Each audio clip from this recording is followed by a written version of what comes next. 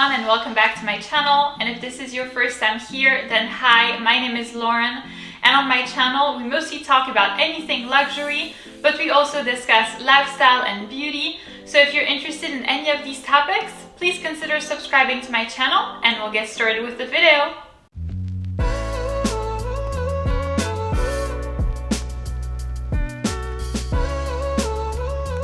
So in today's video, I'm presenting you a Dior unboxing. I'm so excited because this is going to be my first handbag from Dior, and it's also going to be my first ever piece from them, so that's why I'm so excited. It feels like so much novelty. It's also a bag and an item that I've included in my luxury wish list for 2022. By the way, I've done a video on the subject, and if you're interested in seeing the other pieces that currently interest me, I will go ahead and leave the video in the little information link over here for you to see it. But if you're not interested in seeing it, let's start with the video and let's start with this unboxing. Alright, so let's start this unboxing with this beautiful big bag over here that's currently taking up half of the screen and also giving me an arm workout. And as you can see, my essay kindly included the little star, which is kind of the signature from Dior. So back in his day, Christian Dior was walking in this neighborhood in Paris, which is called Faubourg Saint-Honoré, and he saw a star and he took it as a sign that he had to open his own fashion house instead of working at somebody else's fashion house. And since then, it kind of became the emblem of Dior. So whenever you purchase shoes, for example, there's always going to be a little star at the bottom. And here he included it on the bag, which I find to be so cute. So let's go ahead and open the box together. Alright, so let's go ahead and remove the ribbon over here, which is the piece of the puzzle that I was waiting for. I actually got this about 3 or 4 weeks ago and have been patiently waiting to have the time to unbox it. So as you can see, it's still store fresh. So let's go ahead and do this. This for me is orgasmic. As I say every time, I love this feeling. I love this moment of opening a new purse that's gonna be my new baby. And of course, we'll keep the ribbon. So here we go. Okay. And here it is. Let's go ahead and show you the contents of the box. So if we remove the top comes off, and we have, of course, the first thing is the authenticity certificate as well as the receipt, which is in here, which my essay has included on top. And then now let's go ahead and show you which bag I got. Here. And let's open the tissue. Oh my god, I can't wait. So excited! Oh my god! And here is the bag!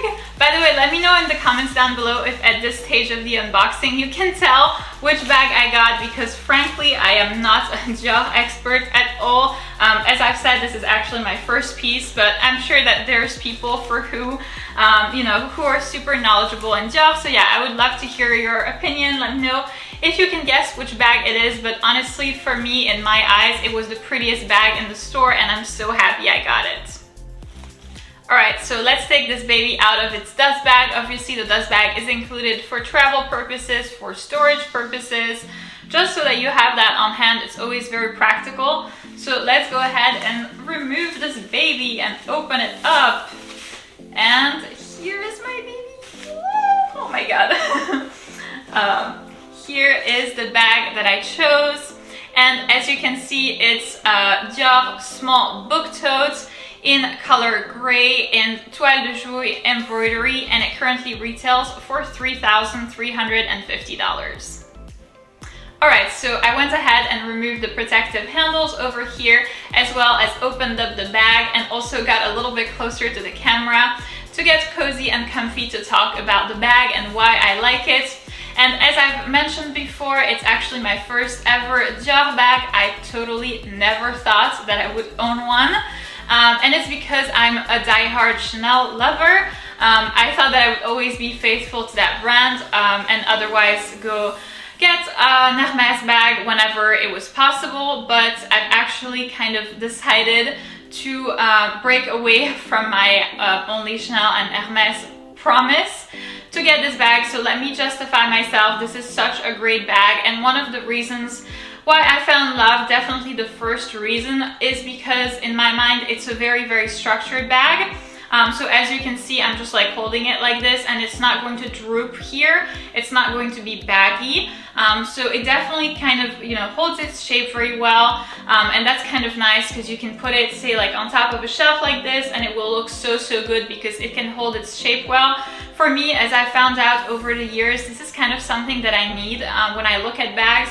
If it's not a bag that has much structure to it, chances are I'm not going to like it as much. I made this mistake early on in my early luxury days, and this is definitely not a mistake that I'm going to make again. So one of the first reasons why I love this bag is because it's very structured. So my next justification for getting this bag, and yeah, it seems like I really have to justify myself, is because it's such a unique piece. It's such a unique type of bag and type of print as well. So I've actually made a video recently about my luxury bag collection. So if you're interested in seeing the fairly current state of my bag collection, I will leave the video in the little information link over here for you to see it. But this is definitely something that I don't have so far, and that's why I feel like it would fit well in my collection. It's a one of a type kind of bag, and not something where, you know, you can have like 10, 15 of them and they're all the same, like Chanel bags. I love Chanel to death, and I will never stop probably purchasing their bags.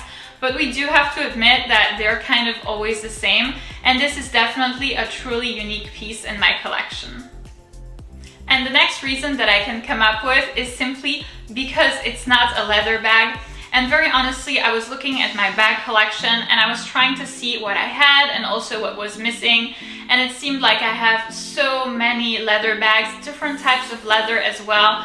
But what I don't have that much of is either denim or even different fabrics, such as tweed, for example. I actually recently uploaded a video called The 5 Bags That I'm Currently Obsessed With, and one of them is tweed, and it's because, you know, I'm trying to kind of break away from the leather bags and always doing the same thing, and this has been a tremendously good decision for that. It's not a leather bag, and I feel like it's kind of like taking a space I was missing in my collection for that reason, so I do love it. So the next reason has to do with the color of the bag, and gray was actually a color that I didn't have yet in my collection, so for that reason it fits very well. Also, I do feel like this is kind of perfect for every season. Although, you know, the bag is partly white, it's got a lot of gray to it, so I feel like it would be perfect even in the winter. This is totally a bag that I could see myself wearing in the winter. I think that it goes well with lots of different outfits, whether dressed up or dressed down. I think that it's perfect to transition from day to night as well. You can wear this with lots of different colors, lots of different styles. This is really something that is easy to pair, that is easy to wear, and that will definitely not be left somewhere deep down in my closet, which, you know, I've been guilty of doing in the past. And so this is why, you know, one of the reasons why I'm definitely a lot more careful now about, you know, my process of buying bags. By the way, let me know in the comments down below if you'd be interested in me doing a video about, you know, the process of decisions of buying my bags, because it's definitely a process. So yeah, let me know if you'd like to hear that. This is totally something that I'd love to explain.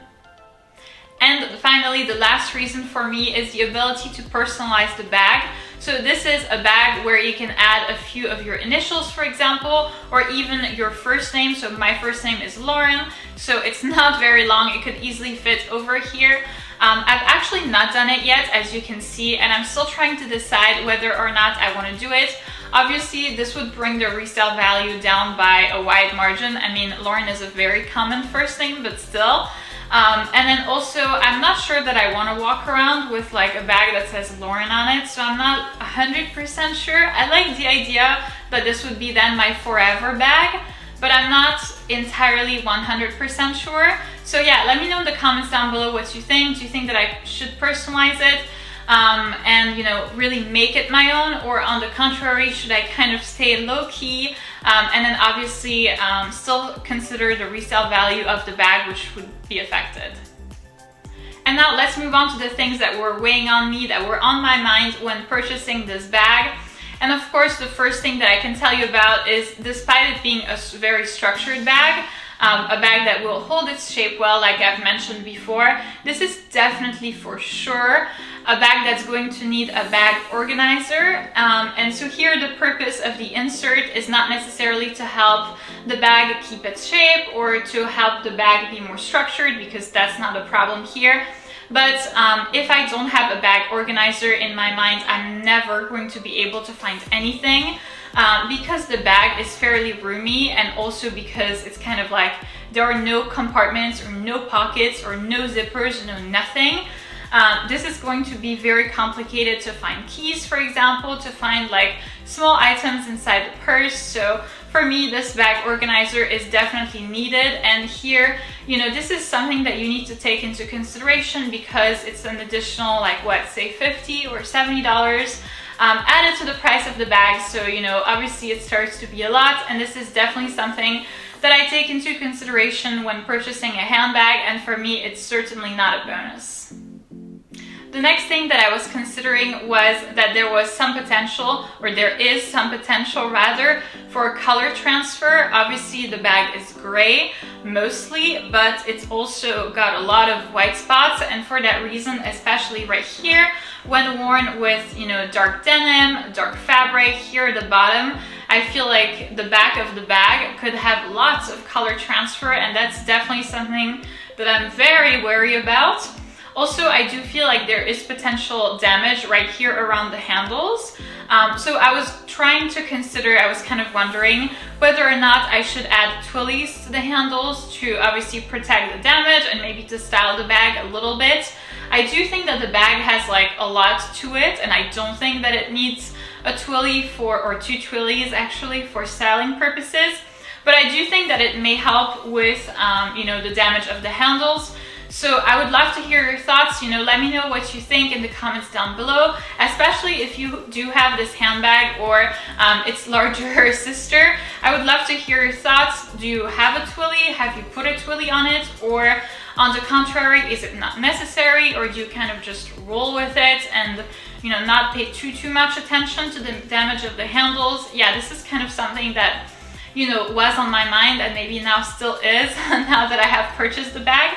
So yeah, I'd love to hear your thoughts. Do you think that I should add a twilly to the handles, or should I just leave it as is and not worry as much?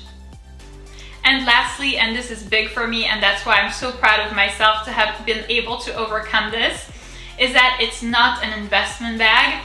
And you know, lately I've been trying to obviously build my bag collection, but kind of build it for me. And not so much with the, you know, intent of resale value always somewhere on my mind. I think that I should just enjoy my bag collection and not worry as much about, you know, whether or not I will be able to resell this bag or that bag for like $2,000 more in 2 years. That's pretty much what I've been trying to do up until now.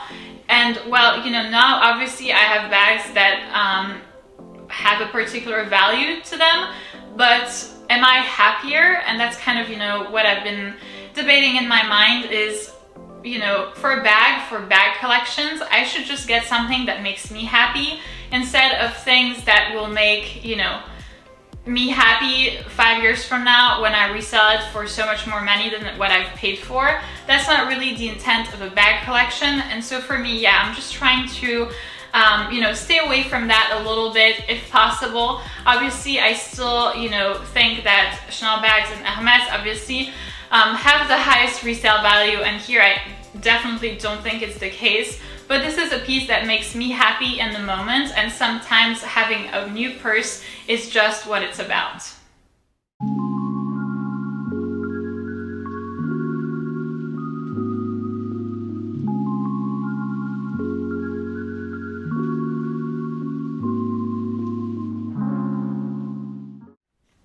So that's it for this video, guys. Thank you so much for watching. I hope that this video was fun for you, that you enjoyed unboxing my new purse with me, and that it gave you a little bit of perspective on how I purchase my bags and how I consider my bag collection in general. If you did enjoy this video, please give it a big thumbs up, subscribe, and I'll see you in my next one.